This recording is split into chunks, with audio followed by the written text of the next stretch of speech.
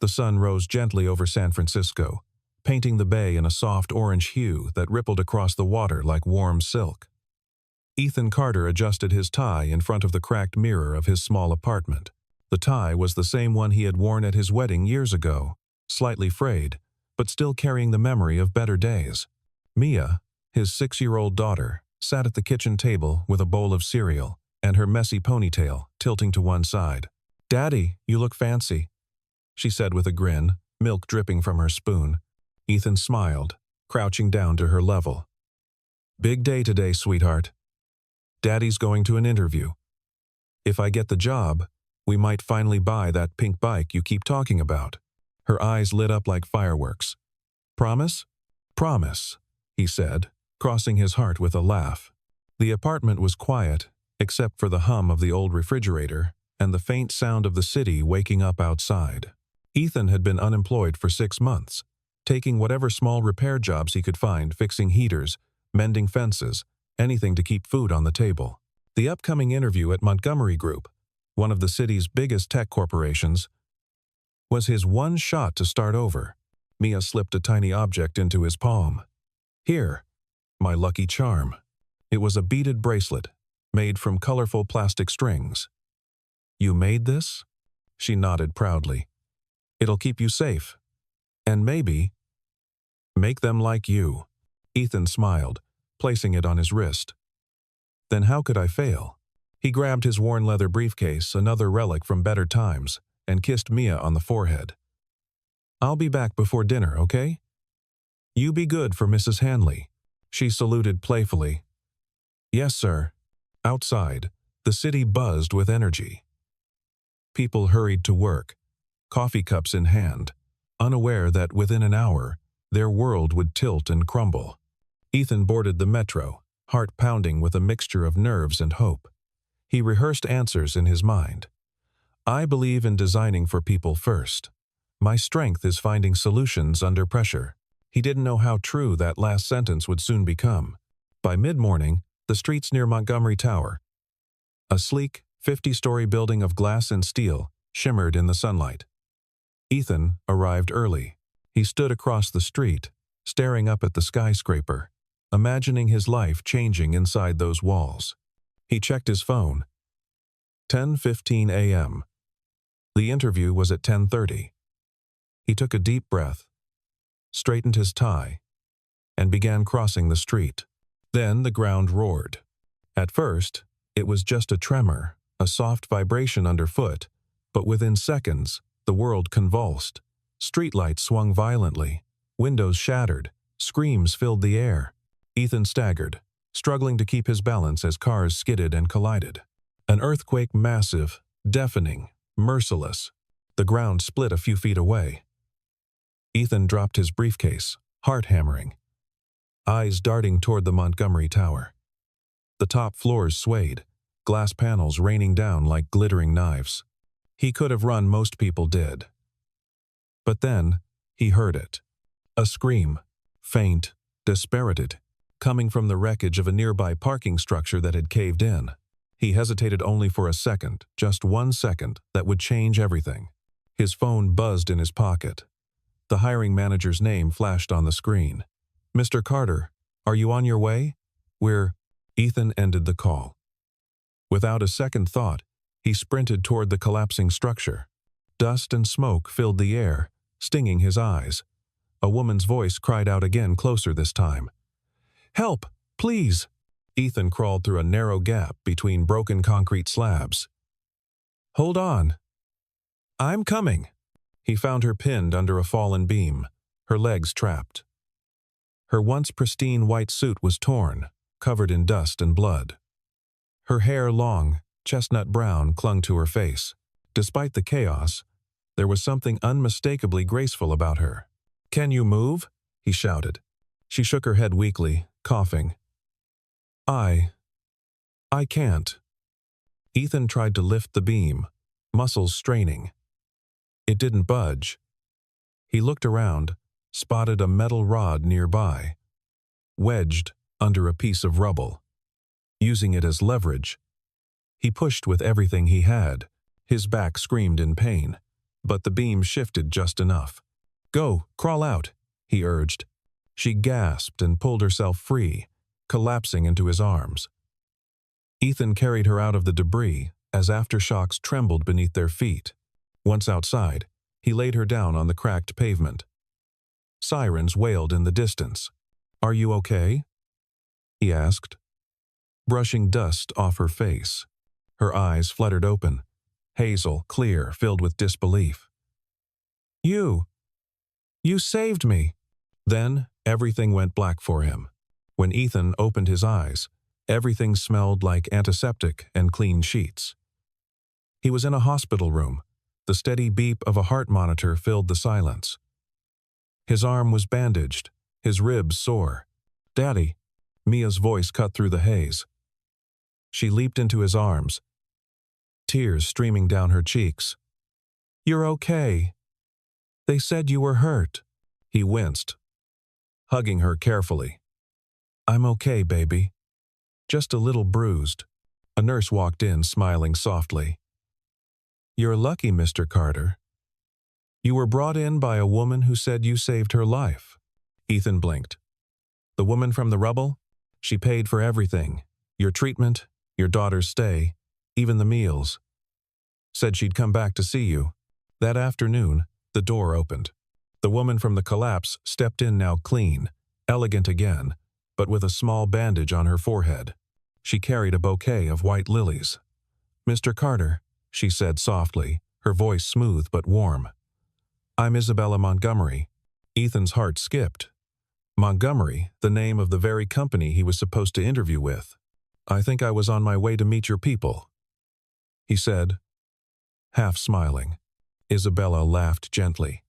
Then fate had a rather dramatic way of scheduling our introduction. Mia peeked shyly from behind her father's arm. Isabella knelt down. "And who's this brave little nurse?" "I'm Mia," she whispered. "Well, Mia, your daddy is a hero." Ethan shook his head. "Just. Wrong place, right time."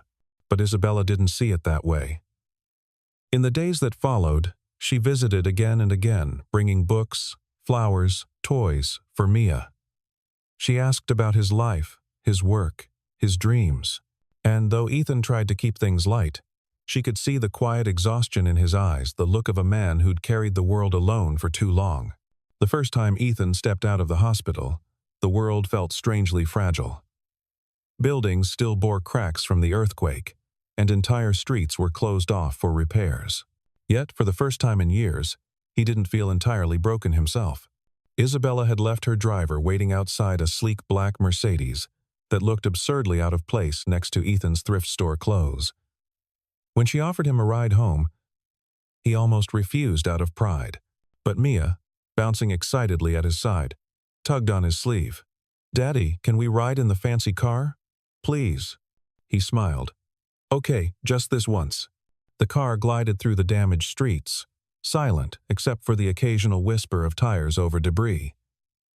Isabella watched the city through tinted glass.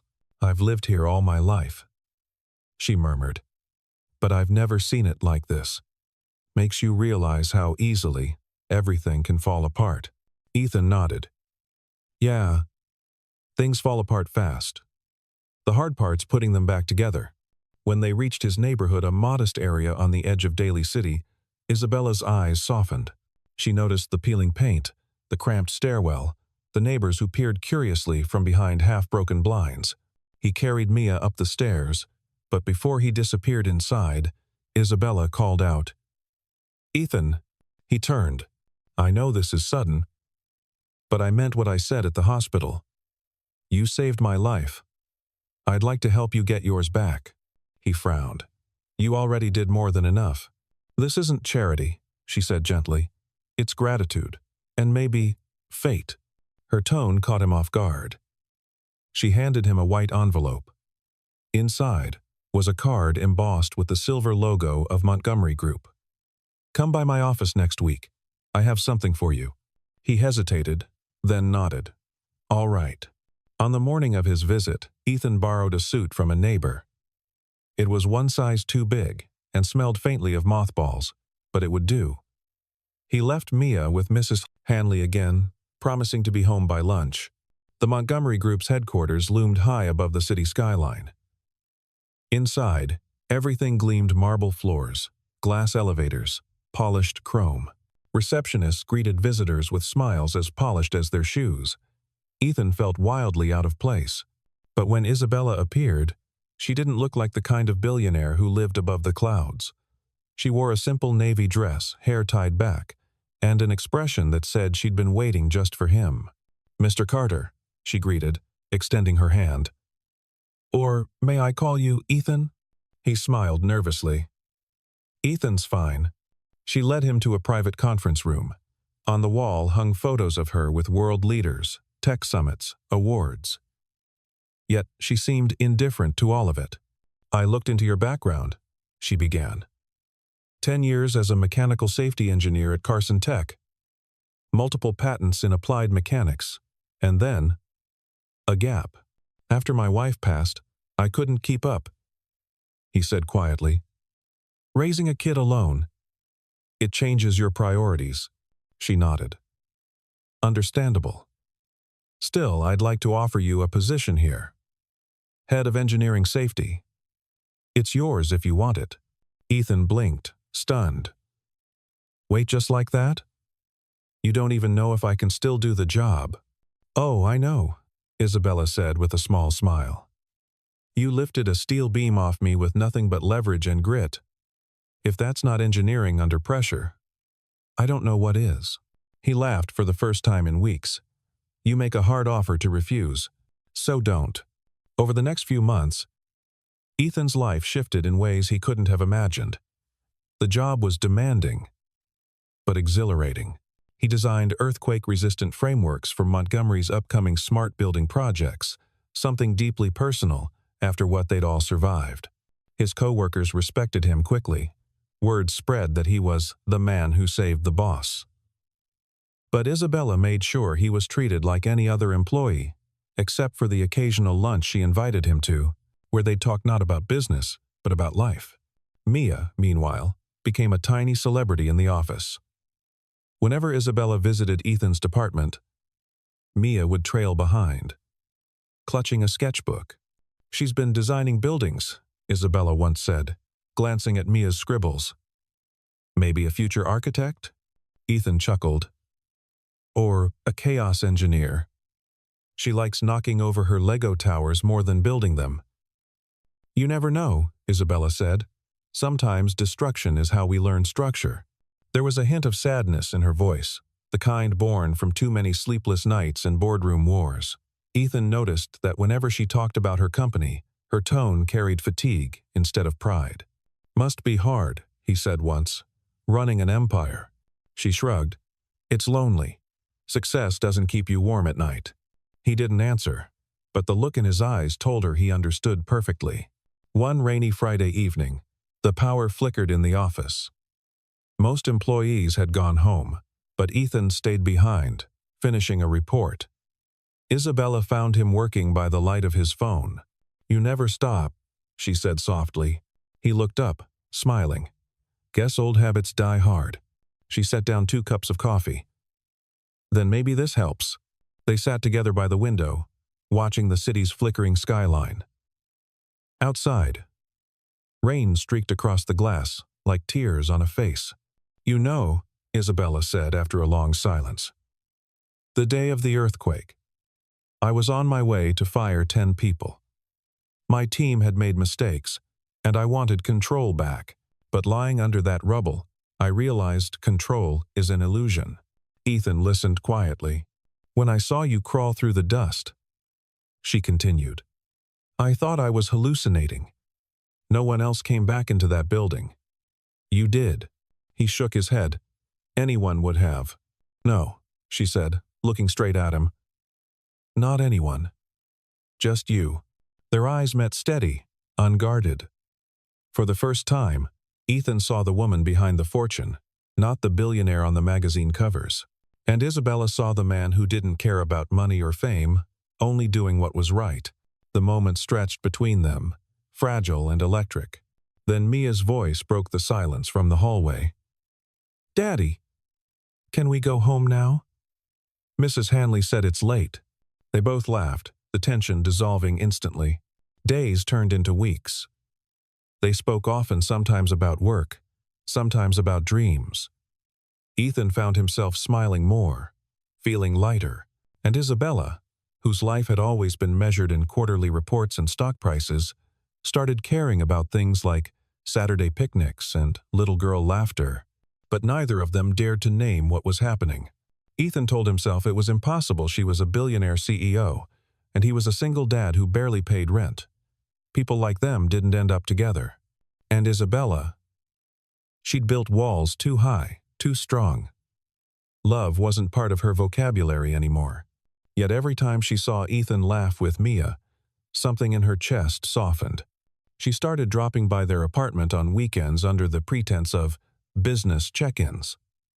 Mia would drag her to the kitchen to help bake cookies, and Isabella, the woman who once ordered $500 dinners from her penthouse, ended up covered in flour, giggling like a child. For a moment, she wasn't a CEO. She was just Bella. That night, after Isabella left, Ethan tucked Mia into bed. She looked up sleepily. "Daddy," she whispered.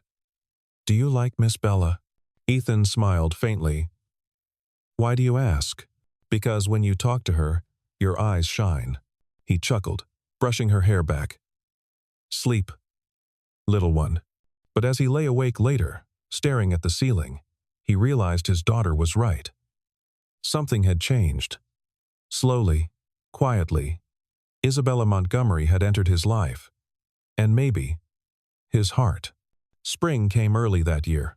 San Francisco smelled of wet grass and blooming cherry trees. Yet for Ethan, the air felt heavier than usual.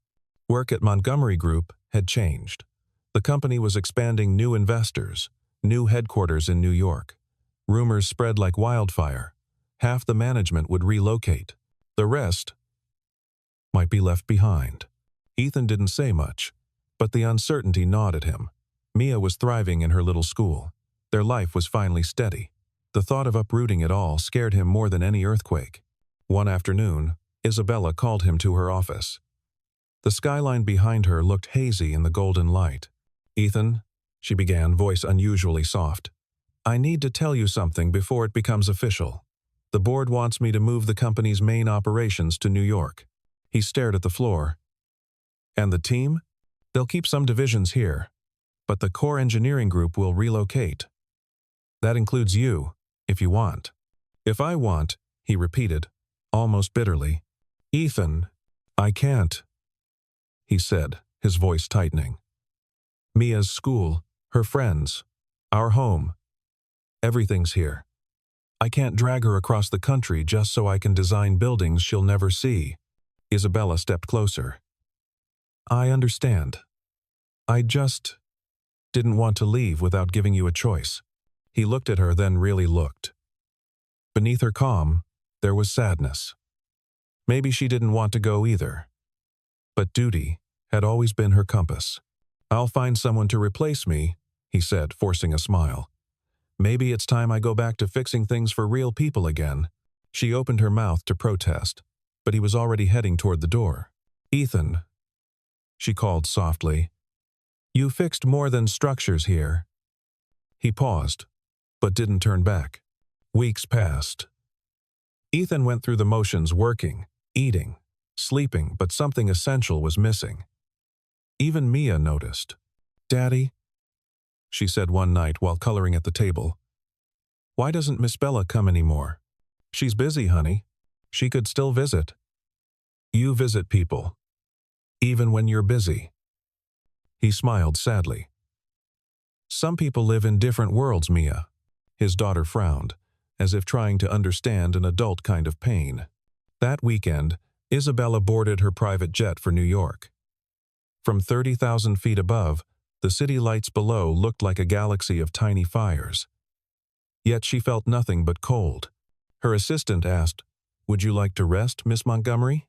She shook her head. "No, just leave me alone for a while." When the seatbelt light dimmed, she pulled out her phone. There was one unsent message on her screen. "I wish I'd met you before all of this, before the titles, the walls, the fear." She hovered over the send button, then turned the phone off. The summer heat rolled in. Ethan now worked for a small local construction company, earning enough to keep Mia's tuition and rent paid. Life had returned to its quiet rhythm, stable but colorless. One evening, he sat on the balcony watching the sunset. Mia was drawing again this time. A picture of 3 people holding hands. "Who's that?" he asked.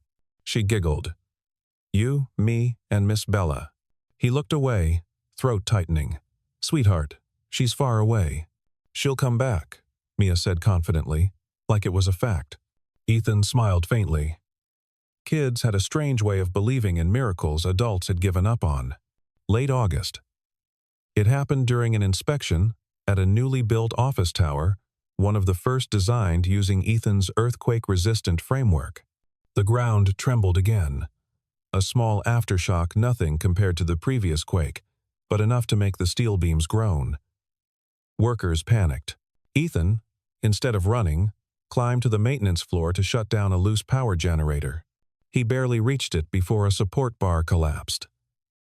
A metal beam crashed nearby, trapping his leg. Pain shot through his body like lightning. He yelled for help. But the noise of alarms drowned him out. By the time Isabella reached the hospital, night had fallen. The emergency ward buzzed with chaos. She pushed through the crowd, searching faces until she saw Mia sitting in a chair, clutching a stuffed bear, tears streaking her face. "Mia." The little girl looked up, eyes wide. "Miss Bella." Isabella dropped to her knees, hugging her tightly. "Where's your dad?" Mia pointed toward the ER doors. "He saved everyone again. But he didn't come out." Isabella's blood ran cold. Minutes later, a doctor emerged. "He's stable. But there's internal bruising. He'll need rest, maybe surgery later. Can I see him?" The doctor nodded. Ethan lay pale and bandaged, but breathing steadily. When Isabella walked in, his eyes fluttered open. "You again?" He whispered weakly, smiling. "Guess it's your turn to save me." Tears glimmered in her eyes. "I told you once, control is an illusion. Maybe this time, I'll learn how to keep the people I care about safe." He chuckled softly, then winced in pain. "You flew all the way here? I'd fly across the world if it meant seeing you alive again." Silence filled the room, heavy and sweet. "Ethan," she said quietly, "I don't want to go back to that world, without you in it." He looked at her, really seeing her not the billionaire, but the woman trembling at his bedside. "You don't have to," he whispered. And for the first time, she reached for his hand and didn't let go. Hospitals, Ethan decided, had their own kind of weather. The air ran cool and constant, the lights never dimmed, and time pooled in corners like rainwater after a storm. For 2 days, he drifted in and out of sleep while machines hummed a careful lullaby. Every time he woke, Mia was there with her stuffed bear and a new drawing. And every time his eyes found the chair near the window, Isabella was there too, a dark silhouette against the city's recovering skyline, hands folded in her lap as if she were praying. "Did you sleep?" he asked on the 3rd morning. "A little," she lied, then smiled. "Do you want to hear the news I brought? If it's about you sneaking black coffee into this sterile universe, then yes." She lifted a paper cup from the side table, dimples flashing. "It's decaf." He sighed. "Cruel." Her expression softened. "The other news is better. The doctors say your leg doesn't need surgery. You'll heal slowly. Physical therapy. Crutches. Patience." "I'm a single dad," he said. "Patience is my default operating system." He tried to sit up. She moved closer, her hand steadying his shoulder. The touch was gentle, familiar now. Not a fairy tale shock. Not even surprising. Just right. "How long have you been here?" he asked, squinting at the wall clock. "Since I landed." She hesitated. "I told my board I'd return. When I'm ready." He blinked. "That'll go over well. They can live," she said, a spark in her eyes. They don't run the company. I do. It was the first time he'd heard her voice threaded with something like defiance. It suited her. A nurse entered with charts and a routine softness. Vitals are good. If the afternoon goes well, we'll try standing. Standing? Ethan grimaced. Ambitious. Optimistic, the nurse corrected. Ambition is for climbing. Optimism gets you out of bed. When she left, Isabella glanced at Mia, who had fallen asleep sideways on a chair, crayons scattered like confetti. "Do you want me to take her home?" she asked. "I can come back after I drop her with Mrs. Hanley." He shook his head. "She hates goodbyes. Let her sleep. The nurse can fetch a blanket." Isabella moved closer to him, lowering her voice. "I need to tell you something before the world interrupts." He watched her carefully. The hospital light cut a clean line across her face, revealing the human, the woman, under the sheen of power. She took a breath. "I don't want the distance anymore," she said. "Not the miles, not the pride, not the story I keep telling myself that I have to be alone because I'm responsible for everything and everyone. I'm tired, Ethan, and when I'm with you, I'm not." He didn't answer right away. A quiet spread between them, full and bright, like morning over a calm ocean. "I don't know how to be with someone who lives in the sky," he said finally, smiling just enough. "But I know how to hold on when the ground moves." Her eyes glistened. "Then hold on." He reached for her hand. This time, it wasn't an emergency. It was a decision. The first step was an event. The physical therapist counted 1, 2, 3, and Ethan clenched his jaw, pivoting his weight onto crutches. The room swam, then leveled. He took a breath. Another step. And another. Until sweat dampened his hospital gown and pride settled into something like gratitude. "Good," the therapist said. "Don't rush the heroics." "Heroics retired last month," Ethan muttered, and Isabella laughed. The sound low, relieved. By the end of the week, he could move slowly from bed to window. From the 10th floor, the city looked like a patient itself: bandaged streets, scaffolded buildings, people stitched together by routine. The Montgomery Tower Annex stood steady, its frame intact. The design had held. He felt an odd surge of joy, the kind an engineer reserves for bolts that refuse to fail. "Your work saved a lot of people," Isabella said quietly, watching him watch the city. He shrugged. "Buildings learn. So do we." She nodded.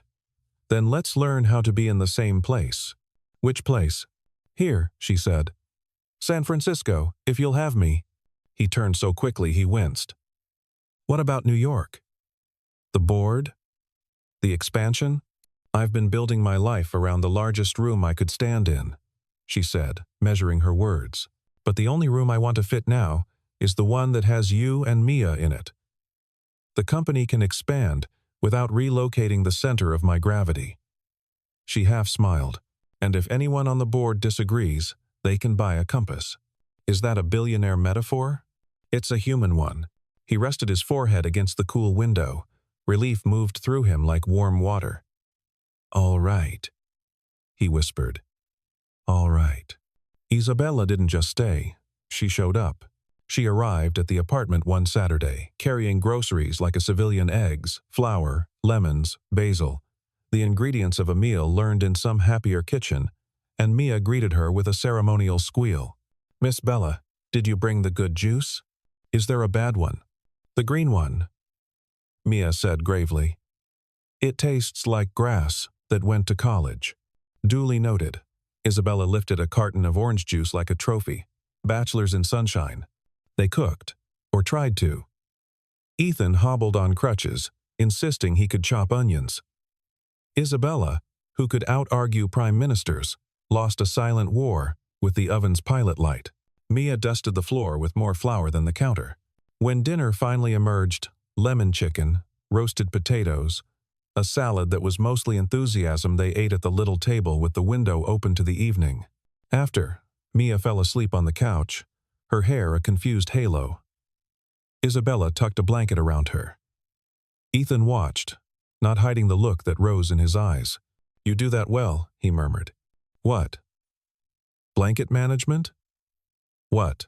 "Care," he said. "The way you care." She sat beside him, lowered by choice rather than rank. Outside, a siren murmured and quieted. The city inhaled. "We need rules," he said, a little shy. "Not the corporate kind. Ours. For us." "Okay," she said. "Rule 1?" he thought. "We tell the truth before it hurts worse." "Rule 2," she said. "We let each other rescue ourselves. Unless the building actually falls." He smiled. "Rule 3. We say goodnight, even on the days we're mad." "Rule 4, she said, and her voice went soft, almost cautious. "Mia comes first." "She always has," he answered. "Rule 5. Dinner is edible, or at least funny." "Agreed," she said, smiling now. They shook hands like diplomats and leaned into each other like people who had lived too long with walls. News didn't so much leak as arrive like weather. A gossip blog ran a photo of Isabella carrying a grocery bag up Ethan's stairwell. Then a financial magazine ran a spread titled "Montgomery's New Foundation," with a subhead that made Ethan blush. "The engineer who saved the billionaire and her heart." He reached the end of the article and rubbed his forehead. "They make me sound like some charity case." Isabella closed the laptop gently. "You're not. And anyone who knows us knows that." He stared at the dim reflection of their faces in the dark screen. "But they don't know us." She considered this. "Then let's show them who we are." "How?" "Work," she said simply. "We'll build something." He looked up. "Together?" "Together," she said, and that word held. They launched it in autumn. The Carter, Montgomery Resilience Initiative, a nonprofit dedicated to retrofitting community buildings in earthquake zones, training local crews, and funding early warning tech for schools. The first project was a battered community center 3 blocks from Ethan's apartment, a place where kids played after school and older folks gathered to complain about the price of tomatoes and the state of the world. At the groundbreaking, Mia stood on a milk crate and announced, "We're making the walls less wobbly," which was both charming and accurate. Reporters came. Flashbulbs popped. Someone asked Isabella whether this was a publicity move to offset corporate relocation rumors. She lifted an eyebrow in that regal way she had. "I didn't relocate," she said. "I came home." Another asked Ethan if he felt out of place, standing beside a billionaire. He looked at Isabella, then at Mia, then at the crowd. "No," he said simply. "This is my place." The applause felt like wind in the sails of a boat they hadn't realized they were building until it moved. They spent weekends on site. Isabella, in jeans and work gloves, hauling paint cans like contraband. Ethan on crutches, then on a rolling stool, reviewing structural plans, arguing kindly with foremen. On weekday evenings, they hosted small trainings in the community hall's temporary room. How to brace a bookcase, designing a family earthquake plan, where the gas valve lives, and why. People showed up. Not because the names on the flyer were famous, but because the effort felt like theirs. The city had cracked, and now the neighborhood pressed its palms against the brakes. Of course, not everyone approved. A winter board meeting unfolded in a polished room, with a view of a city that had finally found its winter coat of fog. A director cleared his throat. "Miss Montgomery, your recent personal commitments are affecting shareholder confidence." Isabella rested her hands on the table.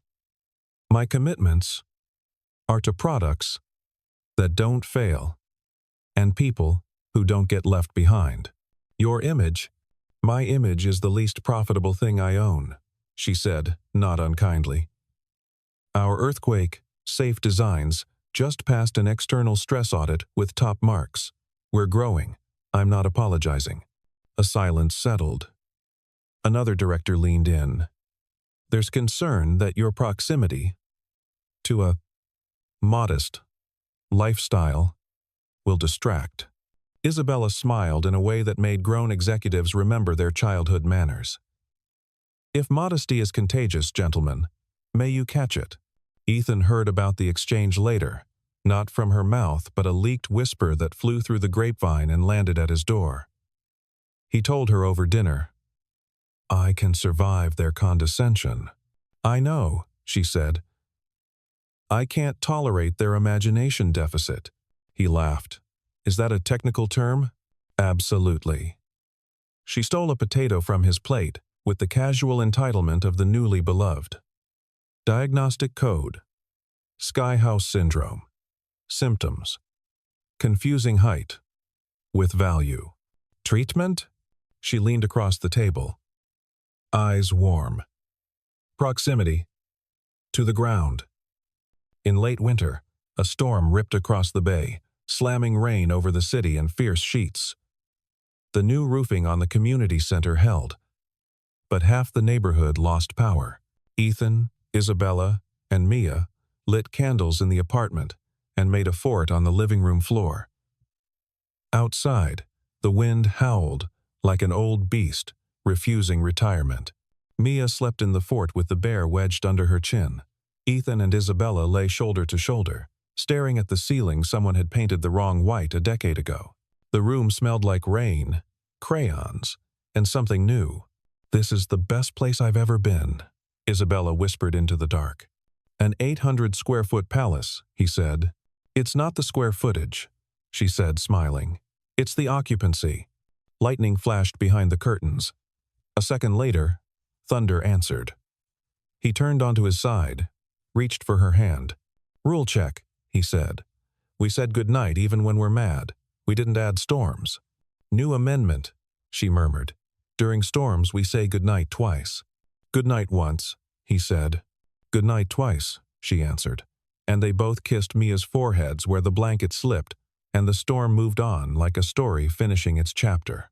On a bright Saturday in March, the community gathered to see the center reopen. The ribbon was a ridiculous shade of red that thrilled the kids. The mayor said things mayors say. The architect talked about resilience metrics until an old woman shouted, "Just tell us if it's safe." And everyone laughed gently, including the architect, who raised 2 thumbs in surrender. Ethan spoke last. He stood at the little podium, legs still stiff but steady, hands bare. "When my wife died," he said, "I learned that buildings aren't the only things that can collapse. People do too. The question is, what do we build after? For a long time, I built walls. Then, because of an earthquake, I met someone who taught me to build doors." He paused. Eyes. Finding Isabella. In the front row. Mia. On her lap. With a ribbon scrap in her fist. "So that's the promise," he finished. "Not that nothing will fall, but that when it does, there will be a way through." The applause rose once more, not loud so much as unanimous. It felt like the city nodding in one body. After the ceremony, Isabella tugged his sleeve, mischief tucked into the corner of her mouth. "What?" he asked. "Come with me," she whispered, and led him around the building to the side yard, where the foundation stones met a flank of glass. Someone had installed a small bronze plaque, without him noticing. "Where humanity meets innovation." He swallowed hard. "You didn't have to." "I wanted to say it out loud," she said. "So, the city could hear." He took her hand. "Then I want to say something out loud too." But the words stayed in his chest. Not because he didn't know them, but because he wanted the moment right.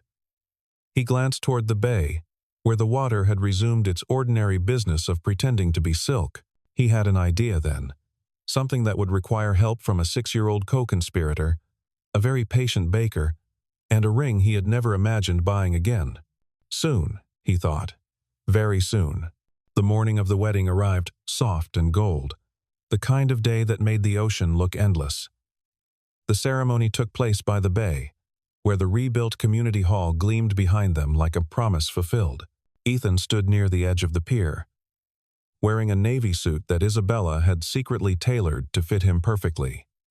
His legs still stiffened in cold weather, but today, it carried him just fine. Mia ran around in a white dress that swirled like a small cloud, clutching a basket of flower petals. "Daddy, is it time yet?" "Almost, Peanut," Ethan said, straightening her flower crown. "Ready to be the most important person here?" She grinned. "Second most. Miss Bella's first." Music drifted from a nearby speaker, gentle, warm, like sunlight finding its way through fog. Then, the murmurs hushed. Everyone turned.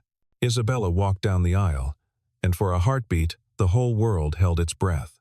She wore a simple ivory gown, hair gathered loosely at the nape of her neck. No diamonds, no train, just a quiet elegance that drew the sea breeze close like an old friend. Ethan's heart did something strange. It didn't race or pound. It simply settled. When she reached him, she whispered, "You look nervous." "I look terrified," he said honestly. "You look like peace." The officiant smiled. "Today isn't about fortune or fame or fear.